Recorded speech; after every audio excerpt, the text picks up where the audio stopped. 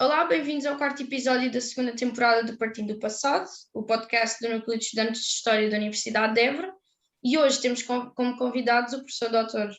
Jorge de Oliveira e a professora doutora Leonor Rocha, ambos professores do Departamento de História da Universidade de Évora.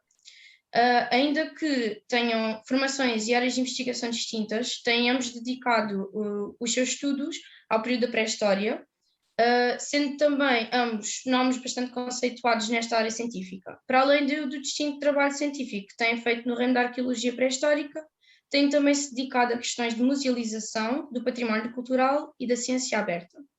E a primeira pergunta que temos, para começar já o tema e os professores explicarem o tema que vamos falar hoje, é: qual foi a experiência dos professores com a exposição Ídolos, Olhares Milenares, e como é que descreveriam todo este projeto? Senhoras, primeiro.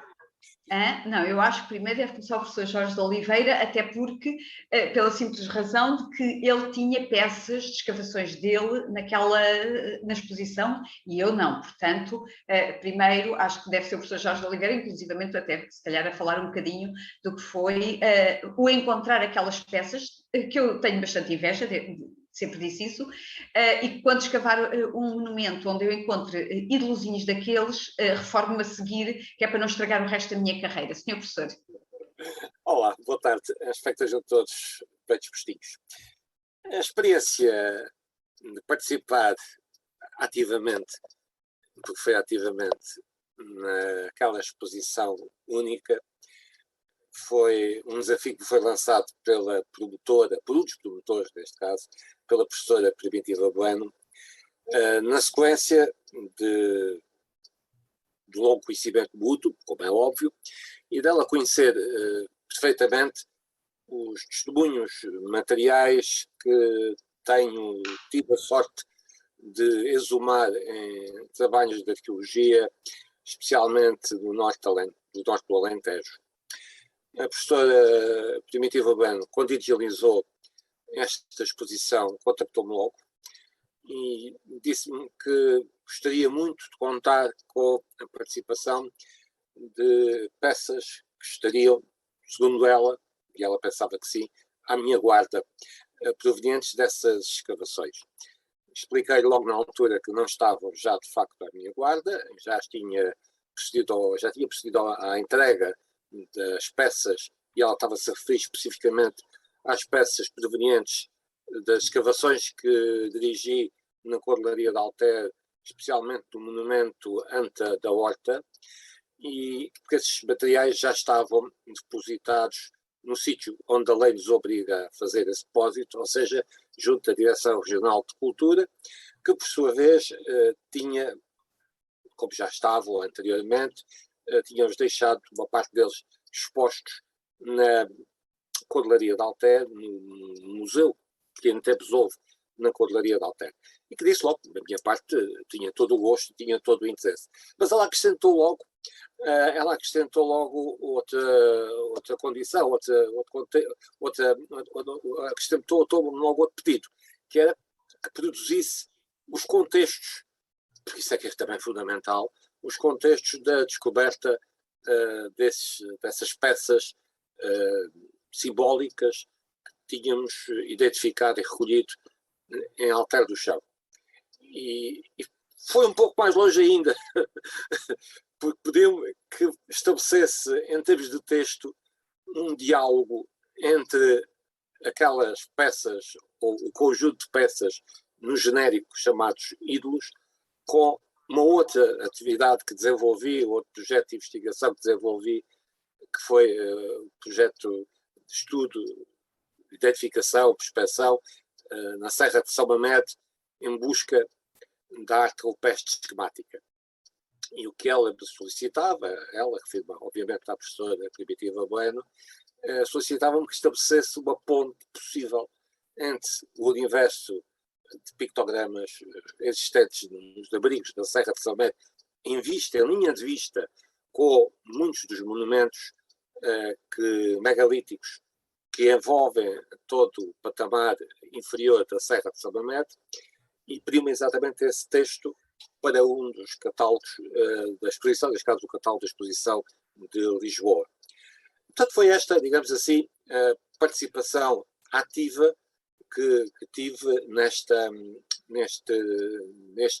exposição única. E refiro única, deixa-me já adiantar, e não me quero alongar hoje, porque quero obviamente passar a palavra à professora Leonor. Digo única porque eu que trabalho nesta vida da arqueologia desde os meus 13 anos, recordo-me quando me apareceu a primeira placa de xisto, tinha 13 ou 14 anos, estava a mexericar em Antas, e apareceu-me uma placa daquelas que eu já tinha visto em livros, já tinha tido acesso à arqueologia prática do Abel Viana e ao Savory. Não, Savory ainda não tinha saído. À História de Portugal, se bem me lembro, já tinha visto um bonequinho daqueles, e quando saltou nas minhas escavações mais ou menos ilegais ou legais à medida da escala do tempo, e quando me apareceu a peça daquelas, as minhas mãos tremeram. E tremeram porque, de facto, são peças únicas. E logo desde muito jovem, mesmo muito jovem, comecei a interessar-me, obviamente, por essa temática e a tentar saber mais.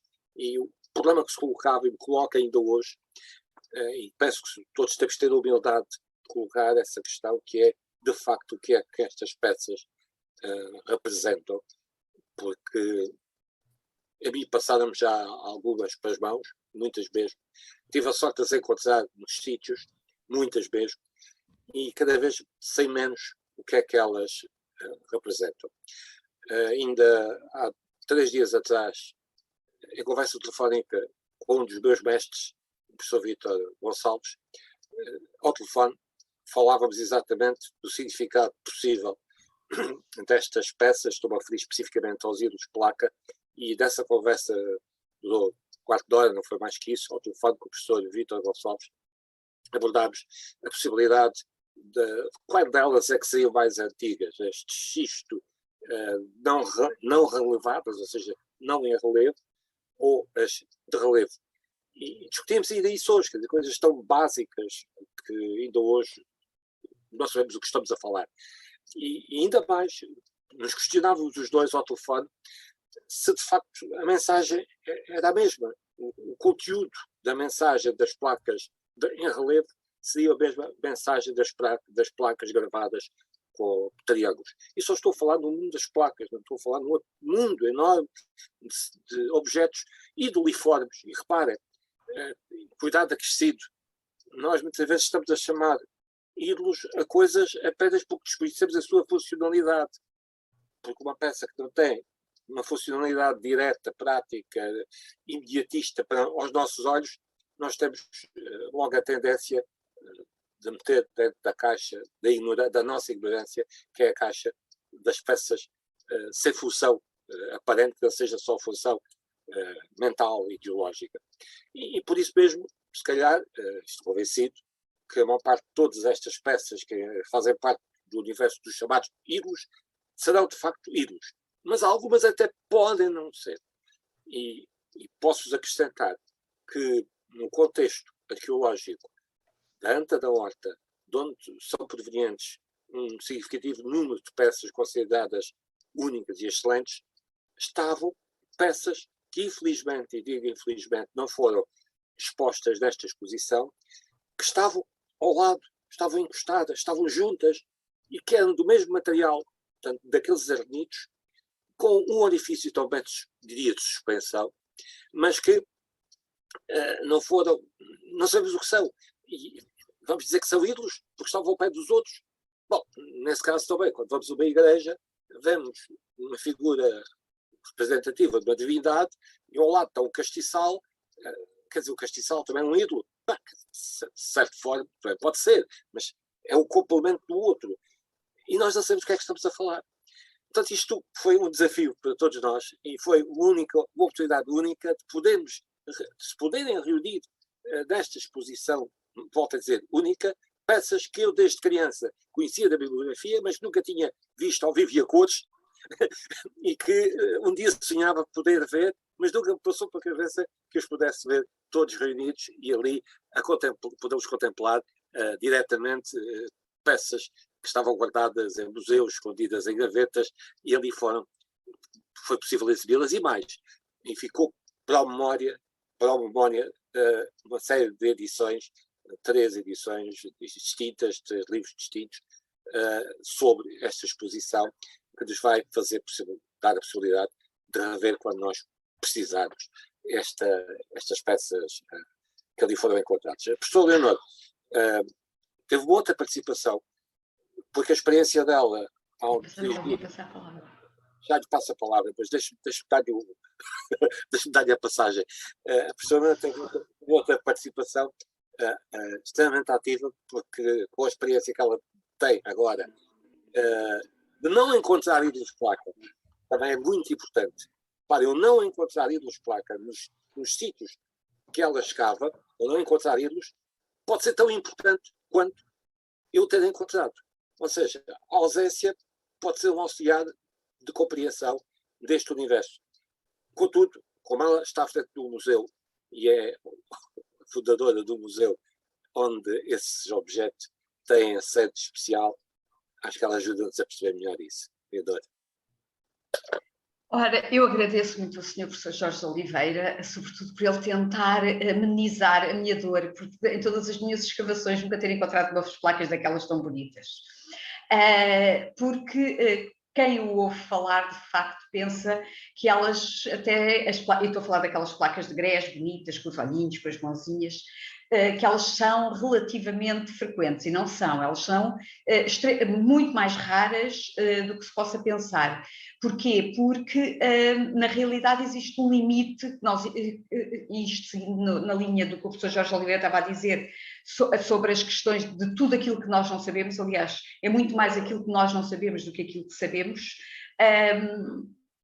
Obviamente, aquilo que nós tentamos é, a partir dos dados, ir construindo teorias, umas vezes cai tudo por terra, outras vezes vamos tentando continuá-las, mas digamos que é a partir dos dados que nós tentamos chegar lá, mas existe de facto uma fronteira entre o Norte Alentejano, ou seja, o distrito de Porto Alegre, e o distrito de Évora no aparecimento destas placas. As placas de grés, as últimas que nós conhecemos para sul, estão no limite do concelho de Estremoz e numa linha mais ou menos reta que vai até Almada. Portanto, para o lado de baixo, os outros concelhos de baixo, se encontrou, não há registro delas. Portanto, na prática, das centenas de sítios de antas que nós temos escavadas no Alentejo, e aqui estou a falar no Alentejo em geral, se calhar 10, 15, 20, no máximo, têm deste tipo de placas. Portanto, estão a ver que, em termos percentuais, de facto, é bastante reduzido. E daí a grande importância, obviamente, da exposição dos ídolos, porque permitiu juntar tudo isto, e quando o professor Jorge de Oliveira diz que para nós foi de facto assim, uma coisa excepcional, vocês não se aperceberam disso. Claro, tinham acabado de entrar para a universidade, ainda não estavam muito vocacionados para estas coisas, ainda não tinham ouvido falar muito sobre isto, mas para nós, quer dizer, que entramos fizemos toda a nossa formação, licenciatura, mestrado, doutoramento, estávamos a dar aulas, andámos a trabalhar por aqui e por ali, poder ver reunidos pela primeira vez numa exposição em Lisboa, onde era de fácil acesso, todos este conjunto da Península Ibérica, para nós foi assim, é o que eu digo, para mim vai ser a exposição do século, não? Dentro da minha área de estudo, obviamente, os romanos, as pessoas que gostam dos romanos poderão eventualmente arranjar outro tema, não é?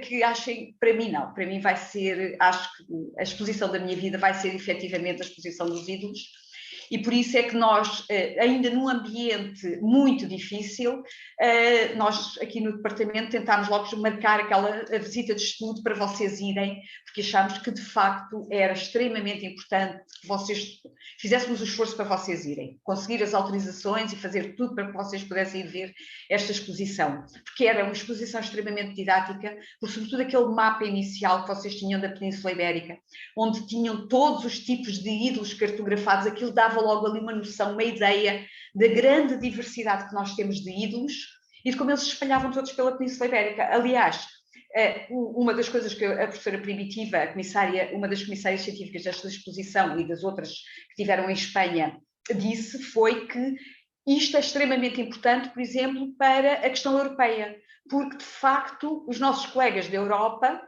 é verdade que há uma barreira linguística e com a qual eu continuo a dizer, eu sou portuguesa, falo em português, escrevo em português. De vez em quando, ocasionalmente, lá escreverei alguma coisa em inglês, porque se eu quero saber o que se passa em Inglaterra, tenho que ir ler os textos que eles escrevem em inglês, e dos outros países europeus a mesma coisa. Se quero saber o que se passa em França, também tenho que ir ler as coisas que estão em francês.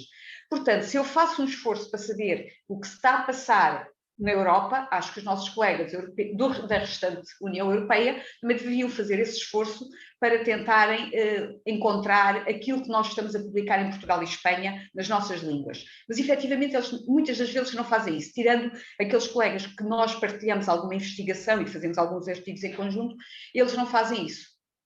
Razão pela qual, quando escrevem sobre este tipo de evidências, este tipo de cronologias, para eles era um desconhecimento total o que existia na Península Ibérica. E sobre este ponto de vista, o facto de sair uma edição em inglês, traduzida em inglês, com tudo isto, vai-lhes trazer uma grande abertura de espírito, diria eu, aos nossos queridos colegas, todos eles, porque vão perceber que, afinal, a Península Ibérica, nós sempre dissemos, estávamos cá para marcar os pontos todos e que a origem do megalitismo estava cá, não é? Mas pelo menos não está, uma parte há de estar por aqui.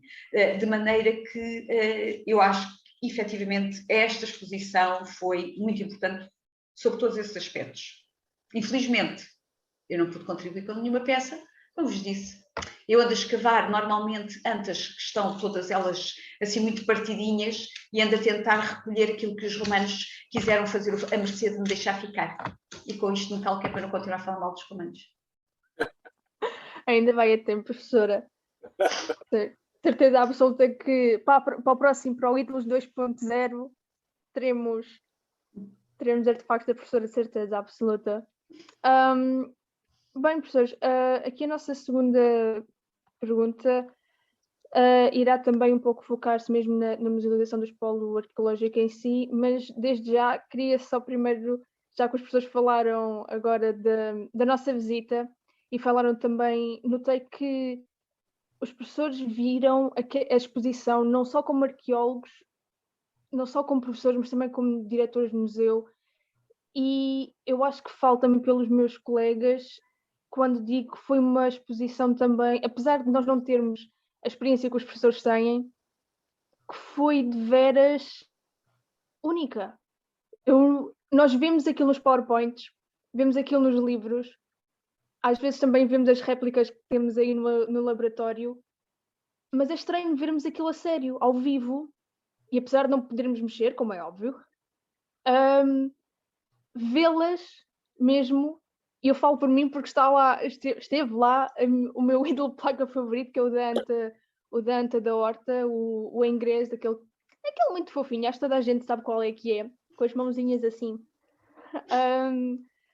E foi uma pessoa quase que se emociona a ver aquilo tudo, porque é aquilo que uma pessoa estuda, que nós gostamos, e da minha parte eu vi a exposição não só como aluna, mas também como aficionada da pré-história, não sei se isso existe, mas e então agora a pergunta era mais como é que se encontra um equilíbrio, ou o que é que acham que foi um ponto de encontro entre uma exposição apelativa e emocionante para, por exemplo, aqueles que não estudam o tema, e uma exposição, uma experiência educativa para aqueles que o conhecem já, como nós, como os alunos, como os professores. O que acham que esta exposição marcou e o que é que marcou a diferença nesta exposição que fez com que fosse tanto uma experiência apelativa, porque é emocionante ver todo aquele espólio, todo aquele património cultural, que não só marca Portugal, como também toda a Península Ibérica, tanto para alguém que não conheça e que o vê apenas porque é o nosso património, como para aqueles que o estão a estudar e que têm uma visita de estudo para o ir ver, para ver aquilo que vêem nos livros e nos PowerPoints. O que é que acham que marcou esse equilíbrio que fez essa diferença? Ok. Catarina, repare, logo à partida, estes artefactos são artefactos de comunicação. Foram feitos, tanto quanto nós sabemos, para comunicar com o outro, ou para estabelecer ligações de comunicação. logo à partida, eles são objetos de comunicação. Como objetos de comunicação, tornam-se logo mais apelativos sensorialmente. Repare de uma coisa só, um apontamento muito ligeiro. Nunca me tinham, obviamente, aparecido tantos de uma vez como na Anta da Horta, já me tinham aparecido várias placas ao longo da minha vida, mas nunca me tinham aparecido tantos à molhada, passo a expressão. Porque à molhada estavam. E estavam a assistir, excitadíssimo, à descoberta, porque aquilo era constante, peças atrás de peças, o diretor da Cordaria de Altero, o Dr. Costa Ferreira, que é médico veterinário, e que, portanto, pouco tem a ver com esta realidade, e disse-me logo de imediato: já reparou como estas peças estão a comunicar connosco? Doutor, diga lá, explique lá o que é que está a ver que eu não estou a ver. Já reparou que nenhuma tem os olhos simétricos?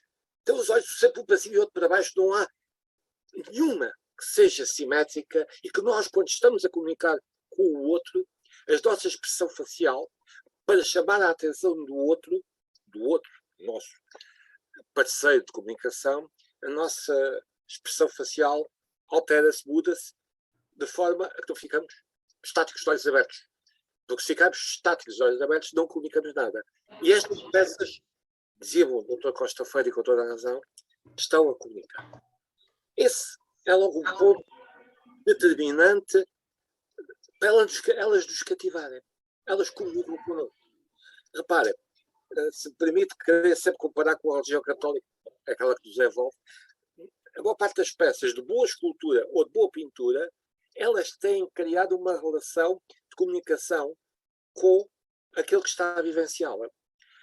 Nesta exposição, acrescentou-se outra coisa, que se já as peças por si eram peças de comunicação, quem pensou a comunicação da exposição, a forma de expor, pensou-a reforçando a mensagem já de comunicação que elas tinham intrinsecamente. Reparem, toda a forma de iluminação, forma de distribuição e, sobretudo, não sei se repararam que as peças estavam tipo no meio de uma estalactite e de uma estalagmite, ou seja, umas pirâmides com outra pirâmide inversa em que iluminava, ou seja, era tipo gruta, havia ali todo o misticismo no espaço dentro do escuro, não havia uma luz enorme, não. As peças estavam no meio de uma penumbra que as valorizavam e que levavam que os nossos órgãos sensoriais se dirigissem especificamente para aqueles elementos determinantes da comunicação que elas em si transportavam. Ou seja, havia aqui uma concepção dupla de comunicação. Era a peça em si que já era uma peça de comunicação, porque aquilo era, do nosso entender, era, porque senão também nós não comunicávamos com ela. E, por outro lado, quem imaginou, quem concebeu a exposição, reforçou essa ligação. A professora Leonor, que tem a experiência deste Museu de Mora, que é um espaço de comunicação, ajuda de certeza também a perceber melhor isso, porque a experiência que ela tem no Museu de Mora, com essa tal comunicação que tenta estabelecer entre a pré-história, neste caso a pré-história recente, e o visitante, com o auxílio de peças que também já por si comunicam, ela seguramente me ajuda a explicar melhor esta questão. Em relação à exposição dos ídolos, sinceramente, eu acho que foi feito um esforço extraordinário por parte do Museu Nacional de Arqueologia para esta comunicação. E depois também em termos da própria forma como foi feita a exposição, exatamente como dizia o professor Jorge de Oliveira, que foi aquela exposição com aqueles focos muito direcionados para a peça, para chamar a atenção de cada uma das peças e não nós entrarmos num ambiente, como muitas das vezes entramos num museu, que a luz é toda igual e, portanto, somos nós, o visitante, que de certa forma damos mais ou menos importância a determinadas peças. Ali não, entrávamos quase numa penumbra e depois havia focos dirigidos para cada uma das peças. Um pouco aquilo que nós também tentámos fazer no Museu de Mora, no Museu de Megalitismo de Mora, que foi, por exemplo, as peças que agora saíram para ir para a exposição dos ídolos, que anteriormente estavam lá, estavam dentro de uma área recôndita, de um espaço quase de gruta, em que cada uma delas tinha um foco direcionado exatamente para chamar a atenção para a excepcionalidade destas peças. Porque, mais uma vez, eu acho que a distinção é placas de xisto, se nós falarmos de placas de xisto dentro do universo de pessoas que mais ou menos trabalham dentro desta área, toda a gente sabe, as placas de grés, aquelas bonitas, com os olhinhos, requerem outro tipo de iluminação, outro tipo de comunicação. O que é que elas querem comunicar connosco? Bem, se calhar nós nunca vamos conseguir perceber, e eu costumo dizer, todas as hipóteses são possíveis e todas as hipóteses podem estar erradas, aquilo que nós tentamos achar que elas querem comunicar connosco. São peças excepcionais? São. As de grés são mais excepcionais que as placas de xisto? São, obviamente, e nós isso em termos de comunicação tentamos sempre fazer que vocês percebam exatamente isso, né? Porque o facto de serem muito menos estatisticamente significa alguma coisa, né? Em relação às outras, quer dizer que há umas que só determinado tipo de pessoas é que teriam acesso a elas, né? Enquanto que as outras não.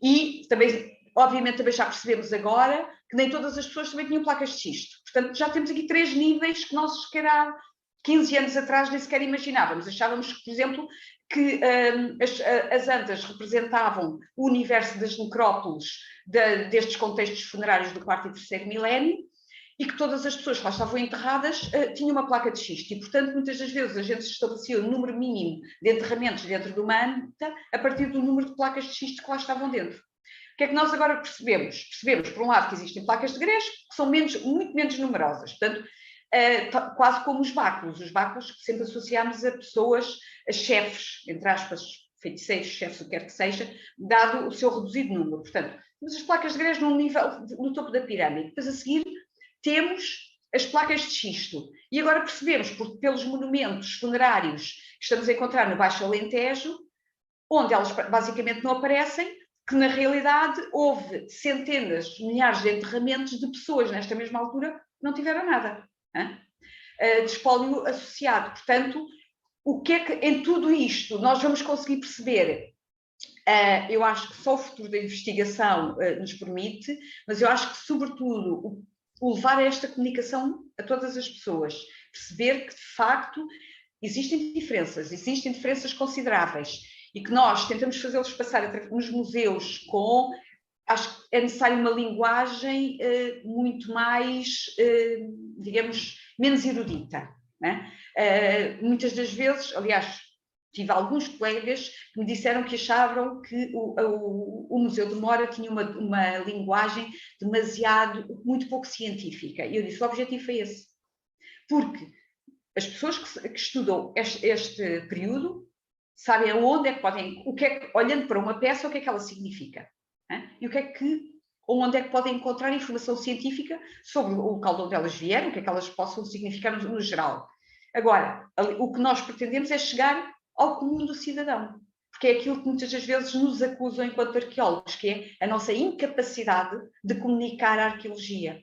E para isso nós temos que ter linguagens acessíveis, que é que serve pôr um nome assim todo pomposo, muito científico, que nós arqueólogos conhecemos, por baixo de uma peça numa legenda, e as pessoas chegam lá e olham para a peça e seguem logo imediatamente e já nem sequer se preocupam. Portanto, eu acho que cada vez mais nós precisamos ter museus com linguagem acessível, porque os eruditos vão buscar a informação do outro lado, para chegar ao grande público e, sobretudo, também muito virado para as novas tecnologias, estas tecnologias do século XXI, para começarmos a atrair outra vez as pessoas aos museus, porque acho que o final do século XX provocou um grande afastamento das pessoas em relação aos museus, sobretudo aos nossos museus dentro desta área de história e arqueologia, património em geral, muito pelo facto de termos ficado parados no tempo e com uma linguagem demasiado hermética no que estava lá escrito.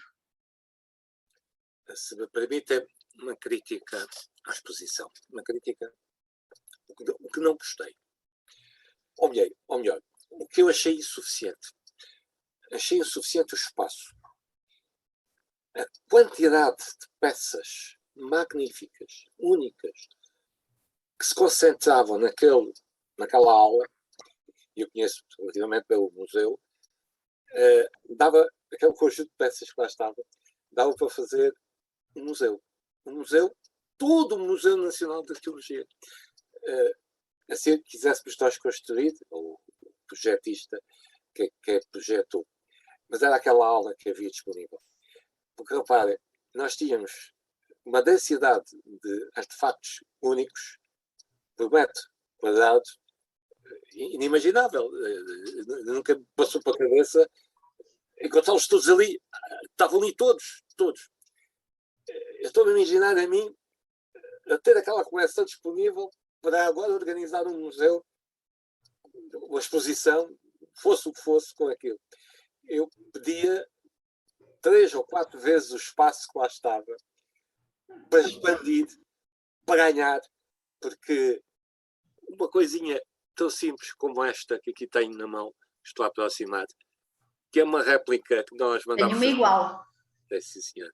Nós mandámos fazer há 20 anos atrás, há 21 anos atrás, quando foi das jornadas da arqueologia, mandámos fazer réplicas e estão devidamente registadas como réplicas para não haver qualquer tipo de dúvida. Estas peças, só as réplicas, têm uma procura, e a professora Lidor confirma-me isto, hoje quem tem uma coisinha destas, que eu tenho aqui na mão, é o privilegiado, e na altura mandámos fazer 500 peças destas. Saíram 500 destas e 100 das outras maiorzinhas, ou 150, aliás, 150 outras maiorzinhas. Ou seja, estes artefactos, se tivermos espaço para respirarem, ganham a dimensão que nós quisermos. E aquelas peças que lá estavam, davam perfeitamente para fazer um museu à escala dos Jerónimos. Ou melhor, para fazer uma exposição à escala de todos os Jerónimos deste país. Tal era a qualidade.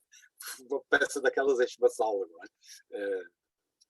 Estou só a tomar um ponto. Eu sei que o diretor do museu, sei que as pessoas que estavam por trás da organização também tinham as limitações do espaço, como é óbvio, do dinheiro, porque isto tem custos muito elevados, iluminações, toda a montagem, tudo isto é caro, todo este mundo da comunicação é cara, mas ali o que eu senti, se olhando agora à distância, é se eu tivesse aquelas peças à minha disposição e me desse o espaço que eu quisesse, coisa gigantesca, porque as peças por si valem.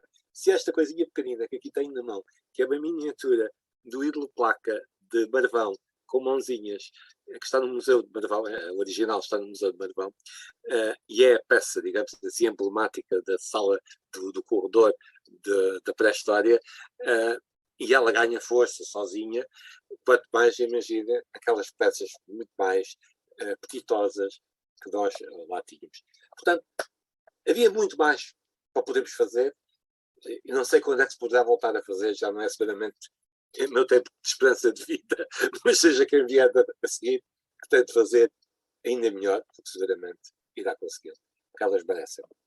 Não sei o que é que a Leonor acha em termos desta minha observação, mas eu acho que tive capacidade para fazer muito mais, não é?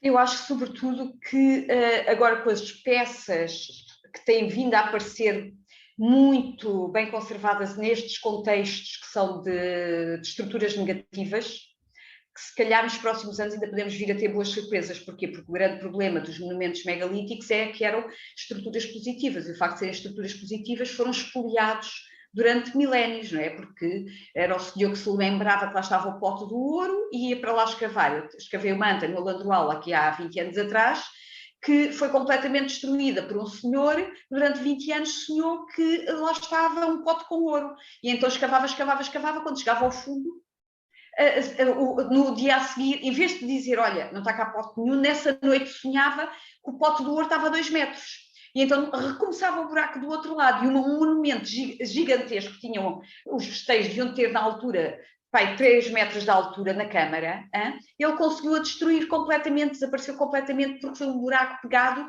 porque literalmente foi abrindo crateras, depois não estava aqui. Eu ainda cheguei a falar com o senhor que o conheceu e dizia, pois, a gente todos achávamos que ele estava um bocado doido, ainda por cima, porque cada vez que a gente achava que ele ia desistir, ele sonhava que estava logo ali a seguir e recomeçava tudo outra vez. Portanto, isto do pote do ouro fez destruir muitos monumentos megalíticos e espoliar. Portanto, nós, de facto, perdemos muita informação neste tipo de monumentos. Já nestes que estão preservados, estão tão bem preservados que nós próprios, até ao final do século XX, não os identificamos, não é? Eu acho que daí eu tenho este feeling que ainda vamos ter boas surpresas a aparecer nestes monumentos, quer seja de contexto de povoados, os recintos, quer seja de fossas, contextos mais funerários, mas acho que ainda vamos ter algumas coisas bonitas a aparecerem, extremamente interessantes do ponto de vista científico, que vai merecer também uma nova exposição para vocês, como diz o professor Jorge de Oliveira. Nós estamos a entrar já na nossa fase final, mas pode ser que eu ainda de bengalinha, com os meus 120 anos, ainda consiga ir vê-la. Falando um bocadinho do futuro, pegando na exposição dos ídolos, e tendo em conta que foi feita por 3 entidades, por vários museus, qual é o futuro que vocês veem através da exposição dos ídolos para a pré-história? O futuro quê? Da comunicação, da informação arqueológica? Sim, o futuro da pré-história. O futuro da pré-história. Catarina Guino, o futuro da pré-história é proto-história. O futuro da pré-história está com vocês. Pois, o problema que se mantinha quando eu dei os primeiros passos da pré-história há 50 e tal anos, é o problema que se mantém hoje, que é a ignorância, que é muito bom. Ou seja, nós estamos na pré-história, do saber da pré-história. Nós estamos de facto, todos os dias, a aprender, a colocar mais dúvidas, a colocar mais questões. E, portanto, o futuro da pré-história é a ignorância. É termos consciência que quanto mais estudamos, mais dúvidas, felizmente, aparecem. Isso é bom sinal, é sinal de vitalidade. E, portanto, as minhas amigas que são jovens têm um mundo enorme à frente para contribuírem com mais um pozinho, tal como eu dei o meu contributo até agora, tal como a professora meu tem dado e os nossos outros colegas têm-nos dado para o conhecimento. Pensamos nós que estamos a dar contributos, espero bem que sim, espero bem que aquilo, ao fim de 50 e não sei quantos anos de trabalho de arqueologia que já leva em cima, penso que ter contribuído algumas coisitas, um pozinho, de certeza, para mais, mas sobretudo para criar, para levantar questões, para levantar dúvidas, porque, e isso é bom, nós temos de ter consciência, temos de ser humildes e trabalhar sempre do condicional, porque aquilo que pensamos que hoje é uma verdade absoluta, amanhã chegamos à conclusão que afinal não era, porque nós estamos a milhares de anos de distância de algumas dessas ocorrências e estamos a olhá-las com os nossos olhos de hoje. E, portanto, isto que esta peça representa, eu sei lá o que é que ela representa. Não sei, todo o que vamos somando e volto a repetir aquilo que dizia há bocado em relação à tristeza da minha colega Leonor. Ela sente-se triste por não encontrar ídolos placa. Mas é extremamente importante, porque a zona geográfica que ela estuda, não ter ídolos placa, ajuda-nos a perceber melhor, por exemplo, a geografia de distribuição. E essas ausências são presenças de outras realidades. Ou seja, cada vez temos mais dúvidas. Apesar de todos contribuirmos com mais conhecimento, estas ausências levam-nos a questionar o porquê. Porque é que, naquele eixo em que ela trabalha maioritariamente, eu trabalho da zona, digamos, quase diria, de excelência deste tipo de ídolos. Eu trabalho na zona do norte alentejano, a zona de Marvocas, Salvito, Porto Alegre, aquela zona de Alter, Crato, até Valência de Alcântara. Até em Sevilha encontrei, naquelas tantas pequeninas de xisto, encontrei fragmentos de ídolos placa em granito, em grés. Ou seja, esta realidade é uma realidade geográfica. A realidade geográfica onde a minha colega Leonor tem trabalhado tem outras realidades. E, portanto, este pouco conhecimento que nós conseguimos trazer abre perspectivas de investigação, por exemplo, a vocês, jovens, para ajudar a perceber melhor porque é que aquilo que a professora Leonor, a zona que a professora Leonor trabalha, ela anda desesperada a tentar. Acho que não tira o sono. Às vezes tira. Porque é que ela não tem e eu tenho. Eu também me pergunto porque é que eu tenho e ela não tem.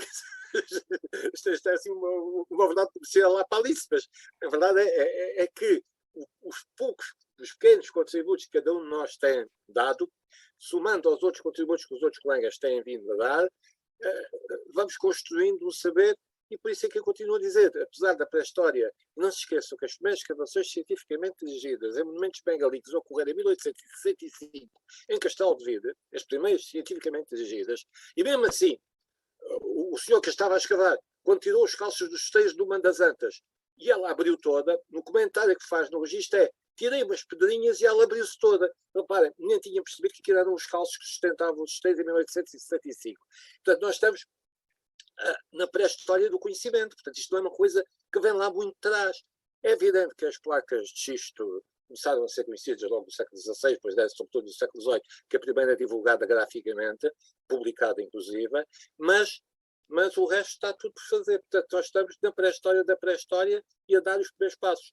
E daqui a 100 anos, 200 anos, há de haver alguns patós como nós a dizer a mesma coisa, estamos a dar os primeiros passos, cada vez sabemos menos.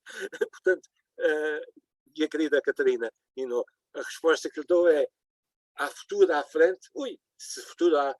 Temos é que ter consciência de uma coisa: o património arqueológico é um património finito. Ele acaba. Se eu escavar integralmente sítios atrás de sítios, esgotando a informação, eu estou a condenar a investigação futura com novas técnicas, com novas tecnologias. Reparem, só um exemplo e depois calmo. O abrigo Pinho Monteiro, que o meu amigo e colega Mário Varela Gomes escavou há 30 anos atrás, voltei eu a pegar 33 anos ou 34 anos depois. Eu tive a possibilidade de obter datações de radiocarbono. O Mário não teve essa possibilidade. E eu só abri um quadrado do metro por um metro. E deixei um testemunho que era que eu achava que era razoável para mim, para eu poder dar ao meu contributo, mas deixei uma reserva científica para o futuro. Por norma, em todos os monumentos onde tenho vindo a intervir, deixo sempre reservas, porque novas técnicas possibilitam novos estudos e novas observações que eu, infelizmente, com a tecnologia que tenho e com os recursos que tenho, que são sempre mínimos, do limiar dos limiares, nós trabalhamos pelo mínimo, conseguimos alcançar. E agora eu tenho que vestir, porque eu tenho mesmo saído desta vossa entrevista. Quero-vos agradecer, quero fazer a minha vénia e quero desejar-vos que continuem a fazer este tipo de apontamentos, porque é sinal de vitalidade, é sinal que o nosso trabalho nesta universidade tem contribuído para alguma coisa. É bom sinal ver os alunos a perguntarem-nos fora das aulas sobre questões de matéria. Muito obrigado a todos. Agora cabe-me a mim encerrar, não é? Depois de tudo que já foi dito pelo professor Jorge de Oliveira, eu queria sobretudo reforçar, de facto, esta questão de que o conhecimento da arqueologia está em permanente crescimento, ou seja, novos sítios podem aparecer, nós nem sequer suspeitávamos e que vem mudar tudo.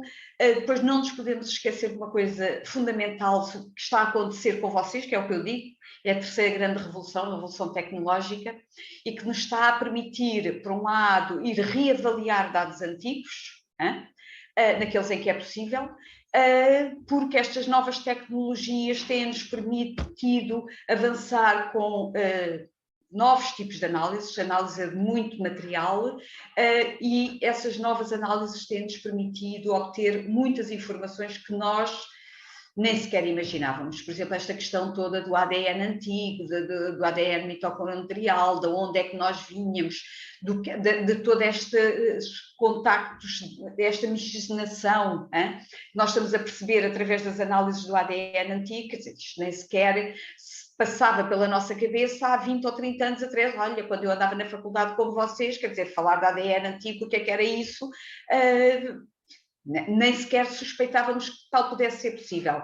E neste momento é um dos caminhos por onde nós estamos a ir. E eu acho que aí nós, se calhar, muitas das perguntas que nós temos, inclusivamente sobre estas diferenças sobre os espólios, a resposta pode estar exatamente no ADN antigo.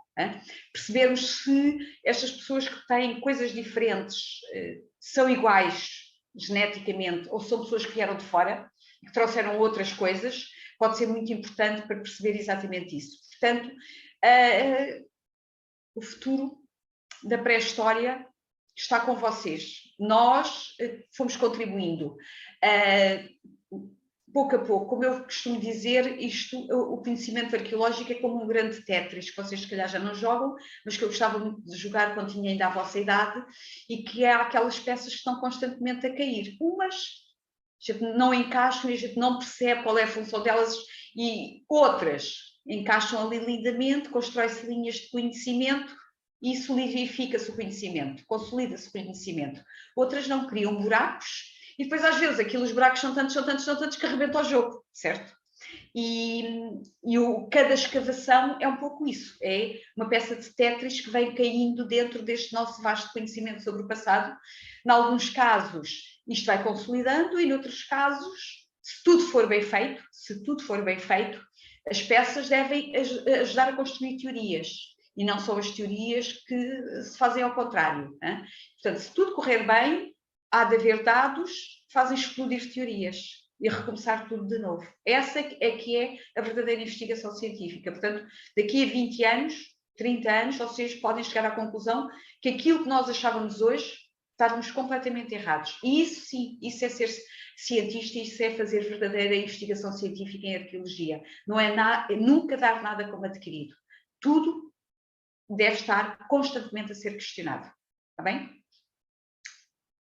E com isso termino e faço minhas as palavras do professor Jorge de Oliveira. É um orgulho muito grande ver-vos vocês nesse dinamismo todo e nessa constante procura de melhorarem, de fazerem coisas novas, coisas diferentes, e de também transmitirem isso para os vossos colegas. Parabéns a vocês, à comissão organizadora deste podcast. Podem continuar. Olha, da próxima vez façam um indireto, uma escavação, também é de ser giro. Isso é uma excelente ideia. E a partir da manhã vamos começar uma escavação aqui mesmo no SES. Portanto, podem lá ir fazer um indireto sobre o que é escavação arqueologia urbana. Terminamos o podcast agradecendo aos nossos convidados, à professora doutora Leonor Rocha e ao professor doutor Jorge de Oliveira. Obrigada e boas festas!